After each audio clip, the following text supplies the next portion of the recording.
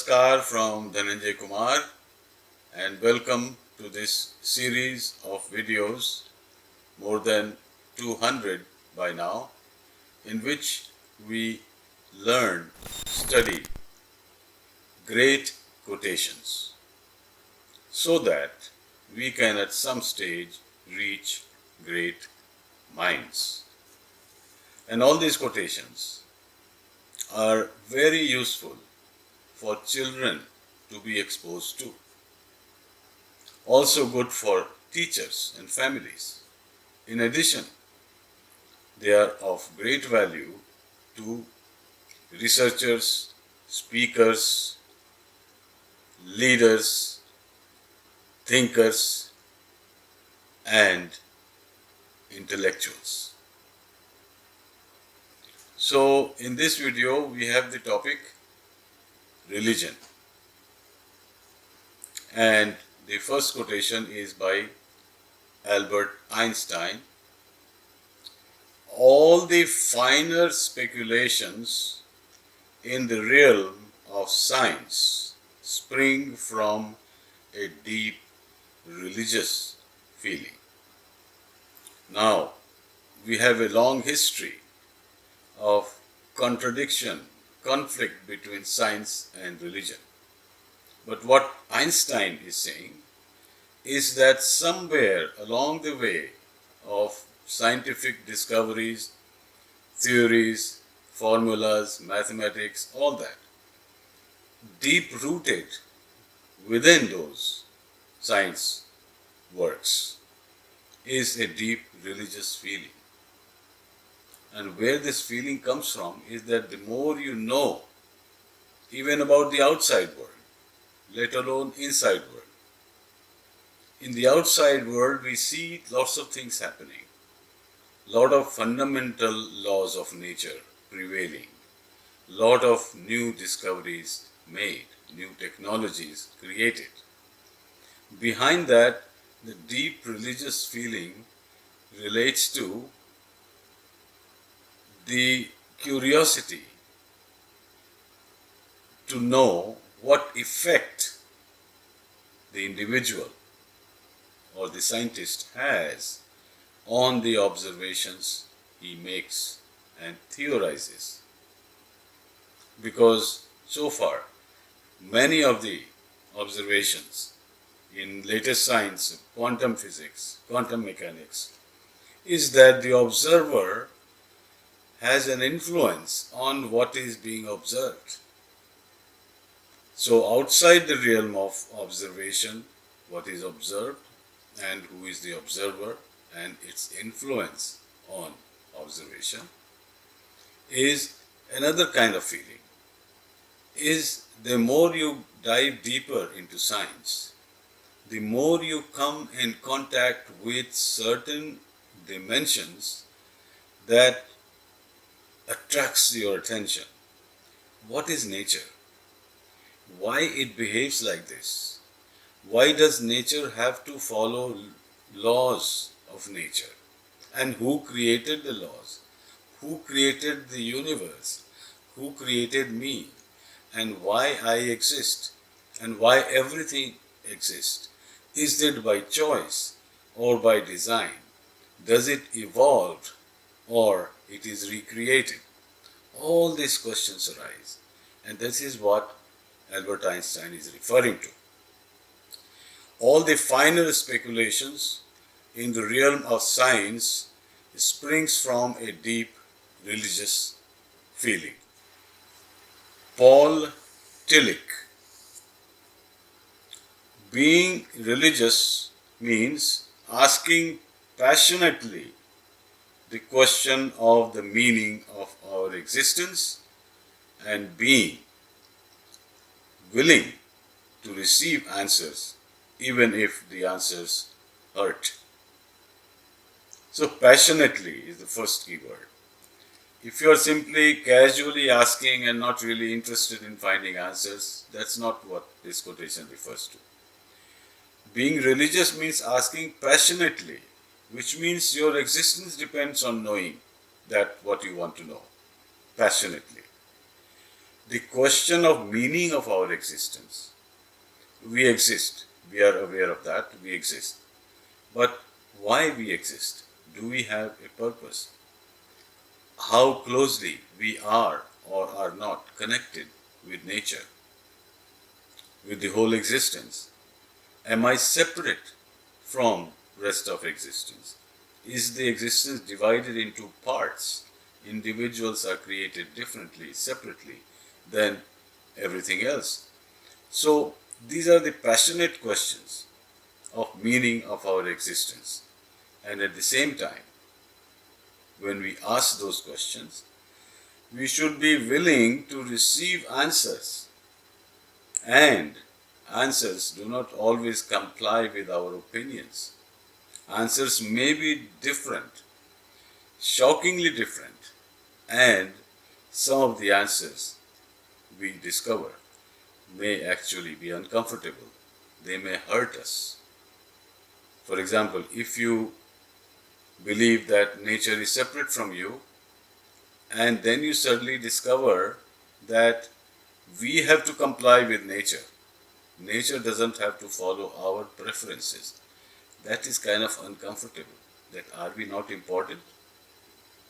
So this is what is mentioned in this. Being religious means asking passionately the questions of meaning of our existence and being willing to receive answers, even if answers hurt. This quotation by Osho goes to the root of conflict in our society. Fighting becomes even more dangerous when it comes from the shield of religion, because then it seems justified. So there are many thoughts here. Fighting becomes more dangerous. Well, fighting isn't dangerous anyway. It's even more dangerous because it comes from the shield of religion, in which case it becomes a holy war. Now that is more dangerous than ordinary conflict and fighting. When it becomes a holy war, then people on either side of the holy war feel obliged, feel committed, and feel it is their duty to fight because it's a holy war. It is a God's war. So Osho is saying that is more dangerous. And more dangerous why? Because in ordinary fight, someday we might see that it is our fault and we apologize, we withdraw, we end the conflict because we realize the mistake and the futility of conflict, of fighting. So that futility sometimes helps to stop fighting because we see no sense in it. But if it is a religious founding in conflict, then we feel that it is justified. We must do it because we cannot make a mistake. It is our duty. We are always right when we fight a holy war. So a lot of cautions involved here. I'll read it again. Fighting becomes even more dangerous when it comes from the shield of religion, because then it seems justified. Now, similar to the earlier quotation by Einstein, Fred Hoyle is saying, I always thought it curious that while most scientists claim to eschew means avoid or not interested in, eschew religion. Now this is a long historical context of the diversity between religion and science. So that's what is referred to here. I have always thought it curious that while most scientists claim to eschew religion, it actually dominates their thought more than it does the clergy. Clergy means the priest, the pandit, the mullah, whoever is religious role in society. So what he's saying is that even if they deny, scientists deny and do not accept that they are influenced by religion, their thought actually, religious thought actually dominates their work in science. It dominates more a scientist than a clergyman. Now this may be a funny quotation by Pravrajika Vrajaprana. If you put Jesus, Buddha and Muhammad in the same room together, just imagine what happens. If you put Jesus, Buddha and Muhammad in the same room, they will probably embrace each other. If you put Jesus, Buddha and Muhammad in the same room together, they will embrace each other. If you put their followers together, they will probably kill each other. So, this is the difference between the founder or the originator of a religious thought process and their followers. So the suggestion here is their followers are often not true followers of their religious leader. They have their own rules and regulations, their own thinking, their own narrative they create. And that narrative is in conflict. The leaders are not, but followers are in conflict. And they will probably kill each other. If you put Jesus, Buddha and Muhammad in the same room, they will embrace each other. If you put their followers together, they will probably kill each other. So in this quotation, there is some sort of fine distinction between religion and politics. It's by H.B. Clark. In their political ideals, men give expression to what they wish to believe. They may not actually believe, but what they like to believe. They like the idea. In their political ideals, men give expression to what they wish to believe. But in their religion, they show what they really are. Which means a firm believer in any religion actually identifies with it. It is not that he is thinking about it. He thinks less. Identity is more important. So once he identifies, it is not wishful thinking. He relates to it, he connects with it, he believes in it. That is religion. In politics, men give expression to what they wish to believe, or they wish it was true. It's more of an imagination, it's more of a preference, it's more of an option. In religious belief, they show who they really are. In their political ideals, men give expression to what they wish to believe, but in their religion, they show what they are. G.K. Chesterton, a bit humorous short quotation. It is the test of a good religion. Yes, it is the test of a good religion if you can joke about it. So this would suggest that the religion can be very strict, very dominating, very rule bound. There are do's and don'ts, there are testaments, all those things.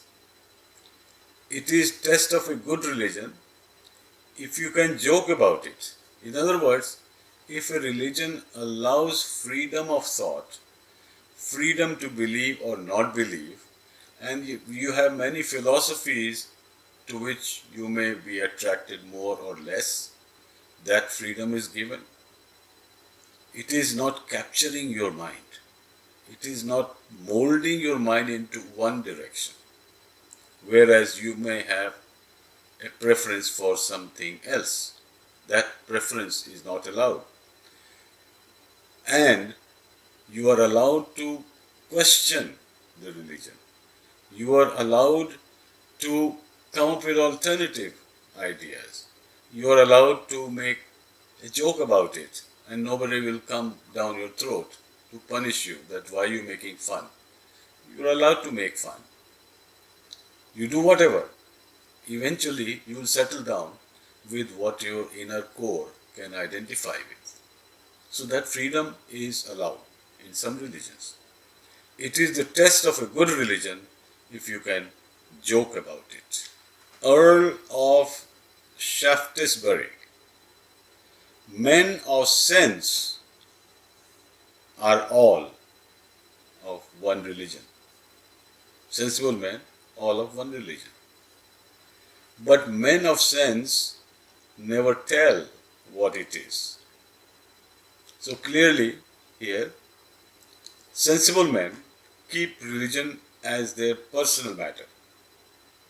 I believe, don't believe, halfway believe, I question, I change, I put my own input in it. That kind of flexible, fluid, organic religion. This is what they believe in. And all such men have that thing in common. But those same sensible men don't talk about it. They won't reveal what that religion is. Although each one may have some different variation of it. But they have a similar sense, similar concept. So men of sense are all of one religion. But men of sense never tell what it is. Now this historic divide between science and religion is highlighted in this quotation by Alfred North Whitehead. More than anything else, the future of civilization depends on the way the two most powerful sources of history. What are the two most powerful sources of history? Science and religion. Settle into relationship with each other. How they settle? They who? Science and religion. How they settle into a relationship with each other. Are they consistent? Are they coordinated? Are they contradictory? Are they exactly one and the same thing? One has different formulation, the other one is slightly different, but they fundamentally are the same. Science and religion are the same. If that is the case, or they are totally conflicting. So more than anything else, future of civilization depends on the way two most powerful forces of history, science and religion, settle into relationship with each other. Swami Vivekananda settles some of the issues we talked about. Realization is real religion. Realization means it is not just you are thinking casually, you do sometimes, you accept it, sometimes reject it, but you made it real in your life. You have realized the goal, the concept, the objective, and the philosophy behind religion. All that you have accepted, not only accepted intellectually, but realized it, made it real in your life, in your lifestyle. That is real religion. Or else is preparation. Realization is real religion. All else is just preparation. Carl Gustav Jung. Religion is a defense against a religious experience. That is why sometimes they call religious or spiritual experience as mystical, which means it can be experienced but cannot express in words. Religion is a defense against religious experience, which means those who do not have religious or spiritual experience, or those who question about it and those who cannot express it, that religious experience. Religion is a defense against, which means if you reject spiritual experience or absence of expression of religious experience, or you're nearing spiritual enlightenment and not discussing it, that's religious experience. Religion is a defense against, which means if you do not accept any of that, you are a cop-out into a shelter of religion, which means, oh, I have nothing to do with religious experience, but I believe in this religion and I am against it. I am defending my religion in the absence of all the experience. Okay? Religion is a defense against religious experience. William James. Religious experience is characterized by a sense of union with something higher than oneself. Religious experience brings you in connection with a more universal cosmic truth that is higher than yourself. You are striving to reach there. That is why it is higher. A sense of that which is part of a deeper, more meaningful reality. In other words, you and I, we are real, but there is something bigger than us which is more real, which means more endurable, more durable. It does not change as frequently. We change. But that does not change. We change in relation to that which does not change. So religious experience is characterized by a sense of union with something higher than oneself. Okay. Now, something higher than oneself is what? A sense that one is part of a deeper, more meaningful reality.